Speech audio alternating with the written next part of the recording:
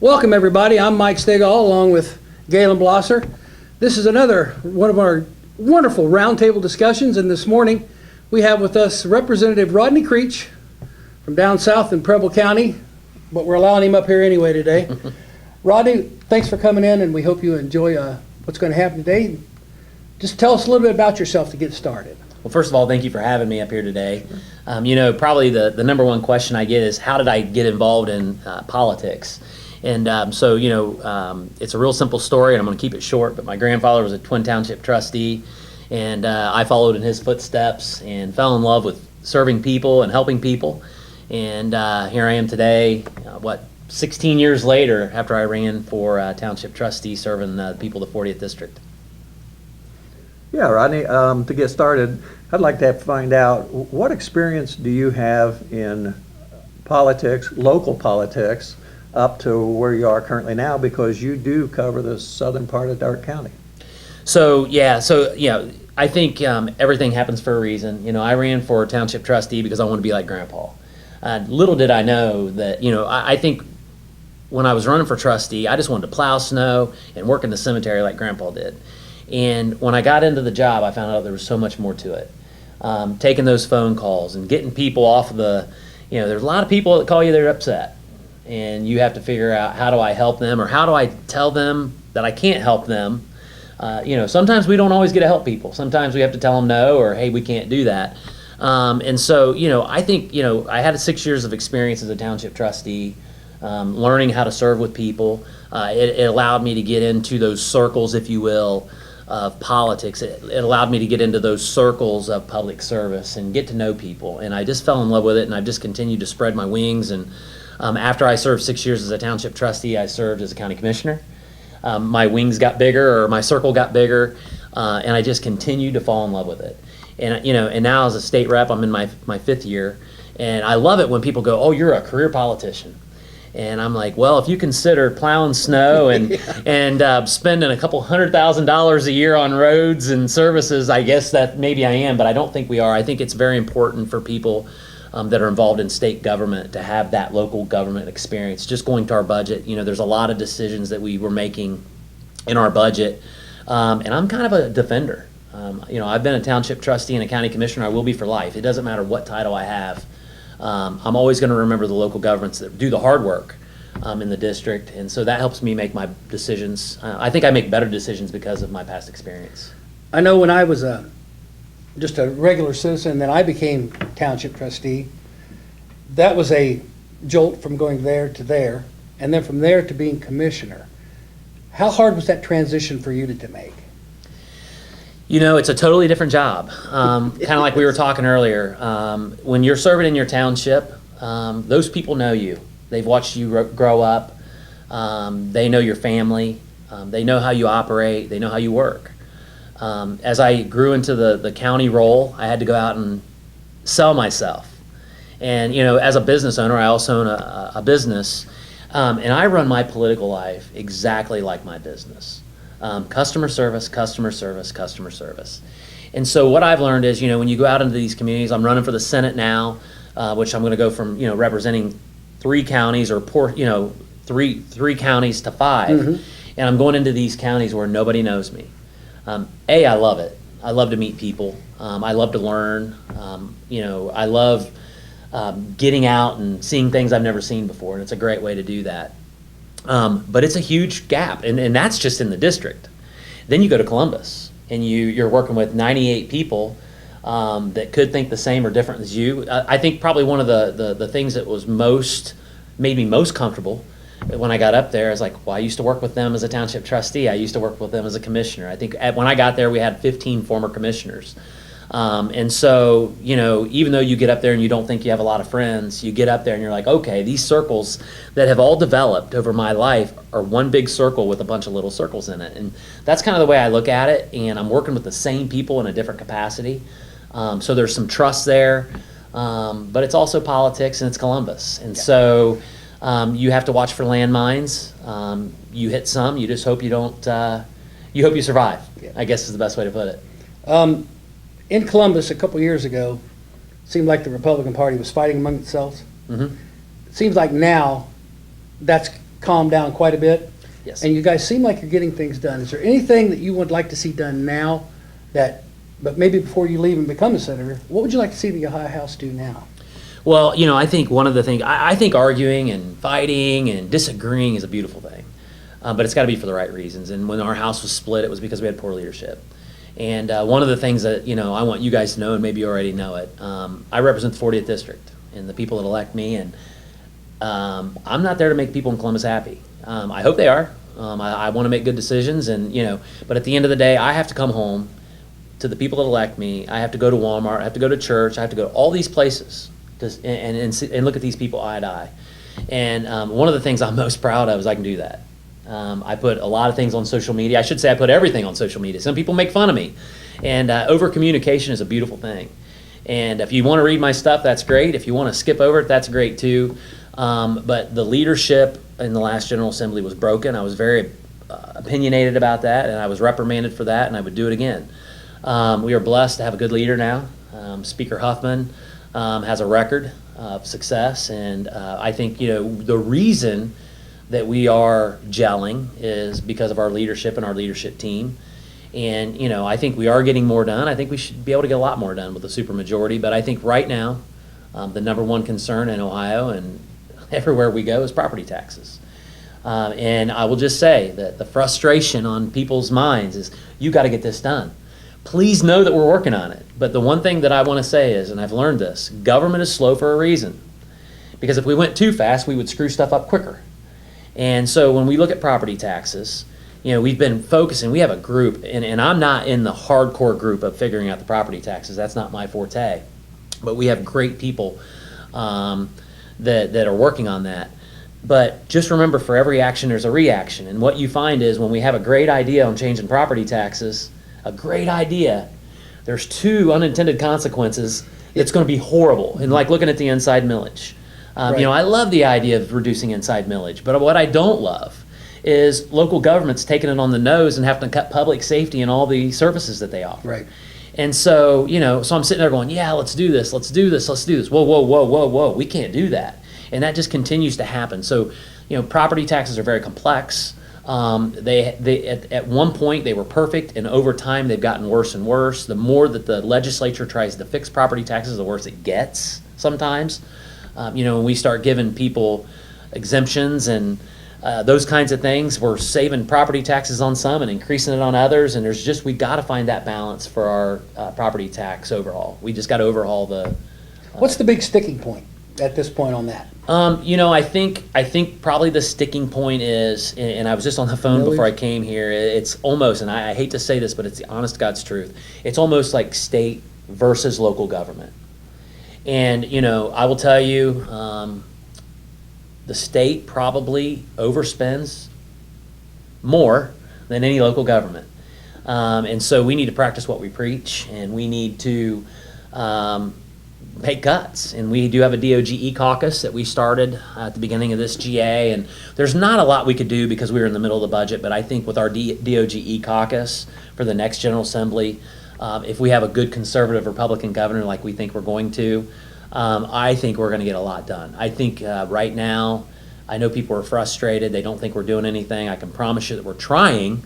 We just don't have the results to show for it. But when we have a good Republican governor and a supermajority in the House and Senate, I think we're going to get a lot more done. Well, I know you guys are doing something because the commissioners, they get a report, about what's going on from CCAO. And so I know you guys are working on a lot of stuff. The biggest thing that I hear from our local people is, the inside millage. Mm-hmm. That's the one that they're afraid. You cut that. What are we going to, finance firemen and policemen and stuff like that with? Do you have any idea what the final outcome can be on this? Like, how are they going to cut property taxes and, help the local people too? So I don't think inside millage is on the table anymore. When it first came out, I was excited about it. I mean, I just want to admit, I was excited about it. It sounded like a great idea. And I can tell you that the legislators that are working on it have the best of intentions. They have the best of heart. They made a promise to the people. We're going to cut your property taxes. And they want to keep that promise. And I do too. But I also don't want to cut property taxes to the point to where our residents call 911 and nobody picks up, Or worse than that, they call 911, they pick up and say, I'm sorry, we don't have anybody we can send out. And I think, we are at a place where we have to decide, yes, our property taxes are too high, and yes, we have these services. Are we willing to pay less and reduce those services? It depends on who you talk to. And I can tell you that there are a lot of services that I could see that could be reduced. But I think the first, and I think as a past county commissioner, that when public safety is 40+% of your budget, the first place you have to cut is public safety. As a police supporter, as a first responder supporter, it's not an option. No, it's not. And so we have to find ways to be more efficient. We have to find ways to reduce property taxes. There's some great ideas. I mean, one idea, and I don't want to mention the legislator's name, but I love this idea. She said, it's really simple. Let's take our current taxes and go back to 2021 and put a cap on it, or a percentage Right, cap. percentage cap. So then all we're doing is saying, everybody, you got to tighten your belts, go back to 2021 budgets, and the property taxes can only go up so much at a time. I love that idea because we're not cutting. We're just, well, hold on. We're not eliminating, we're just reducing. Yeah. And maybe we don't just say the bottom's dropping out. Maybe we say over the next 5 years, I'm kind of a stair step guy. Yeah. You can either fall down the steps or walk down the steps. And I don't like falling down the steps. It's a great idea, especially the older you get. So I notice you have a back the blue bracelet on, which tells me you must have a passion for that. Mhm. How much involvement as a legislator, what is your involvement with our police department? Do you guys have much say in that at Columbus? So I'm glad you asked that, and we did not talk about this previously, but I was in a police car last night until 11:30, Okay. doing a ride along with the City of Union. The night And you've before- done that quite a bit. Yeah, the night before that, I was out with Miami County Sheriff's Office. And so I, originally, when I started into politics, I was running for county commissioner, and I'm like, the sheriff's budget is 38%, I think it was. 38%? I got to see what these guys do. This was 2 years before I even ran for commissioner, but I was planning on it. So I went out and I did a ride along with our sheriff's office, and I got addicted. I was getting to be in the car with these guys, seeing what they were up against. I stopped keeping track of my ride-alongs at 130. I did 130 ride-alongs, quit keeping track. I've probably done 50 or 60, maybe 70 cents. Why is that important? Well, I think as a county commissioner, you make a lot of important decisions for the county. And like we just said, now the sheriff's budget's well over 40%. And so we would be sitting in commissioner meetings, and I was pushing for additional staffing. We had two county deputies covering the entire county, 425 square miles. And so I'm arguing for additional staff. My other commissioners couldn't figure out why. Well, the reason I was arguing for additional staff is because I've been in those cars and I saw how short-staffed they were. And I'm a fiscal conservative, always have been, always will be. But when it comes to public safety, I don't like to save money. Here's my thing. Would you rather have a lot of money in the bank and be unsafe? Or would you rather have a little bit of money in the bank and be really safe? I think most of us err on the side of being safe and having a little money. So right back to being involved in the community and going out and being active.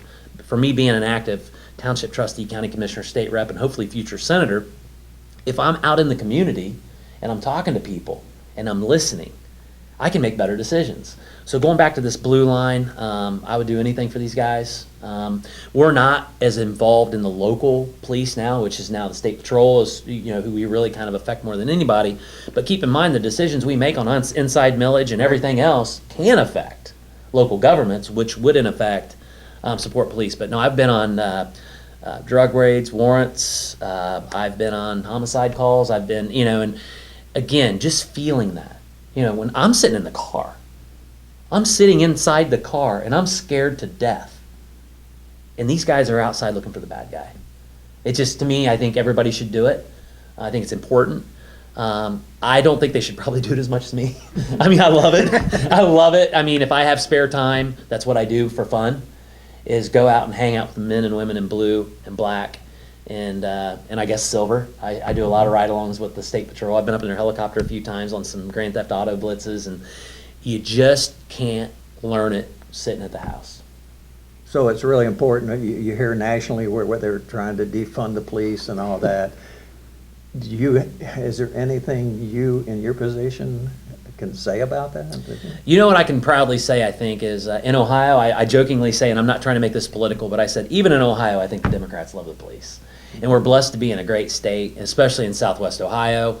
You know, when I hear these other these liberal states saying they want to defund the police, good luck.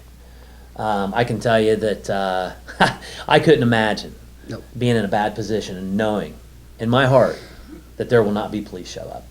I couldn't imagine. I wouldn't sleep at night. Yep. One other thing besides, you know, how Ohio's done very well economically. Mm-hmm. I've heard a lot of good things about people that are working here in Ohio now that I know our economic development office is doing really well. How's Intel coming? Any news on it? That's a good question. I mean, I probably know as much as you do. You know, the one thing I will say as a state rep, we focus on the areas that we know best. And Intel's not something that I've put a lot of focus on. I've read about it in the newspaper. It doesn't sound like it's going very well. You know, there is risk with every investment, no matter if it's personal or professional or political. I think Ohio had the best of intentions of bringing Intel here and making a boom. And I don't know if it's going to happen or not. I don't know all the details. You know, there's some other deals going on right now that people aren't happy with. I feel a lot more confident about that. But as far as Intel, you know, it's on the other side of the state. Unfortunately, Ohio has had a huge investment. I think we're along for the ride. I think they're like on a 2-year deal right now. But where I was going to go with that, you know, there's so many issues. And I always tell people, if you think you know a lot, please run for the legislature. Because, you know, my strengths are agriculture and business. And when I get outside of those lanes, I'm very cautious. And the one thing that I will tell you is if you sit in a room full of legislators, you're going to see people that talk on every topic, and you're going to see a lot of people that listen on every topic. I usually have a lot more faith in the people that listen than the people that talk. And so if I don't know what I'm talking about, I usually keep my mouth shut. And so on this, I don't really have a lot of comment. It's concerning. There's been a huge investment. There's been a huge change in that community that people did not want, and now they may have to look at it for a long time with no change at all. Yeah. And so it's very sad. I think, again, it's just a risk that Ohio took. I don't blame them for it. A lot of things have changed. But I think at the end of the day, we have a lot more success than we do failures. Oh, yeah. And so, you know, I try to focus on that. I hope that this Intel thing works out. I really do. The only thing I've heard about is I heard the chairman of their board, or whatever he is, the head of Intel, has said that they want to try to, they're waiting now to see what this new AI does. Is that they're going to try to maybe slow down, focus more on AI. That's what I've heard. I don't know how much that is, but that would be an all right thing. So. Yeah, I mean, look at our country. I mean, with, you know, technology and everything. I mean, Kodak used to be the biggest, you know, and they're out of business. Yeah. And so, you know, that's the thing. You look at Intel, what's big today may not be big tomorrow, and God bless, you know, America and, you know, the free market, and, you know, but, you know, Ohio does have a huge investment in that, and we have a lot of interest in it, and I hope it works out. Since this is your last term,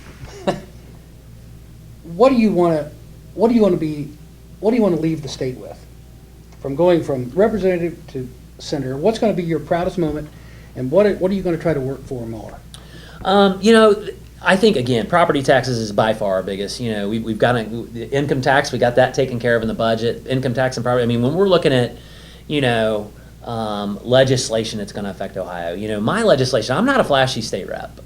There are state reps, and trust me, if people are watching this, they'll probably laugh. I'm not the guy that's out trying to put a big bill out so I can make the front page. You know, a lot of my legislation, which I don't have that much, just to be kind of frank with you guys, you know, there are people that drop 15, 20 bills, 30 bills, and they'll pass a lot of them. And I vote for them. It's good legislation. I don't get up every day and think, how can I pass as many pieces of legislation as I can? I just don't do that.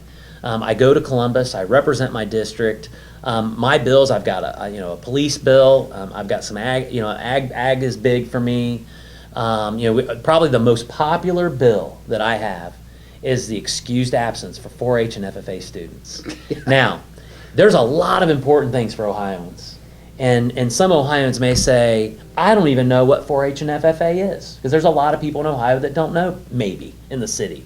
But I can tell you that the rural communities that I represent, and the rural communities across the state of Ohio, their kids go to school, and these kids are very involved in 4-H, and they show animals across the country, and they may have to take off school Thursday and Friday.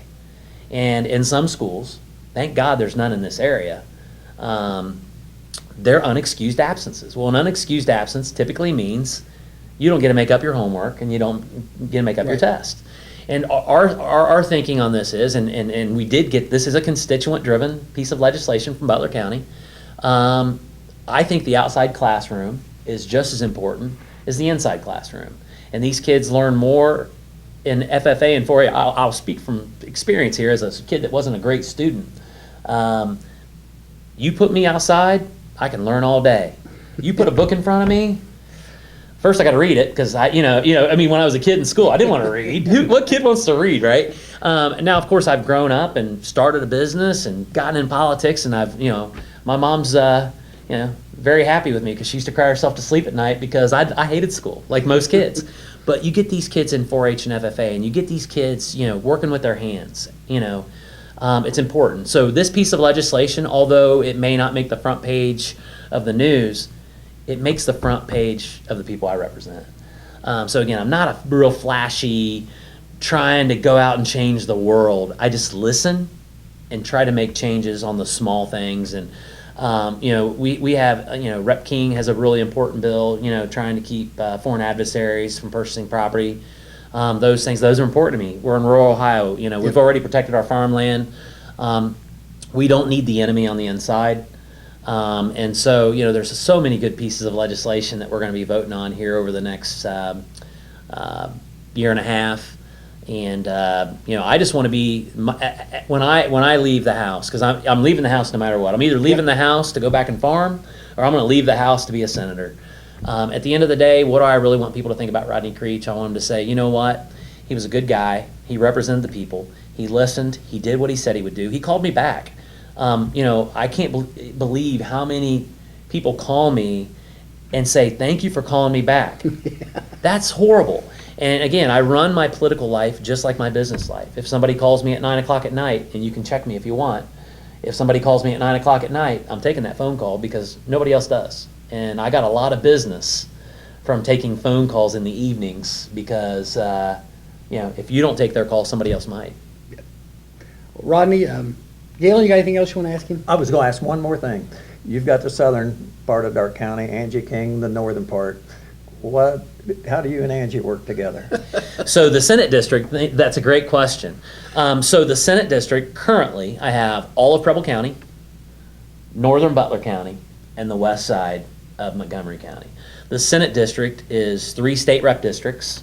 So I would be picking up southern Darke County with Angie King, all of Miami County, and northern Montgomery County. And I'll tell you, Angie King is like a sister to me. I love her to death. She is the most honest, hardworking person. I will tell you probably the most impressive, I know this isn't about Angie, but I got to tell you this. And I hope her people somehow see this, but she works till 10, 11 o'clock at night. I can call her, or she'll call me about something. She just never stops working. I can tell you that I never stop working, but I'm not in the office that late. I might be on the phone or working on something. But her work ethic is phenomenal. She represents her community like you wouldn't believe. And it's nice to have a representative that I can work with like that.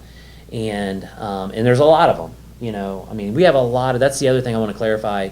We are politicians, and I'm embarrassed because of that.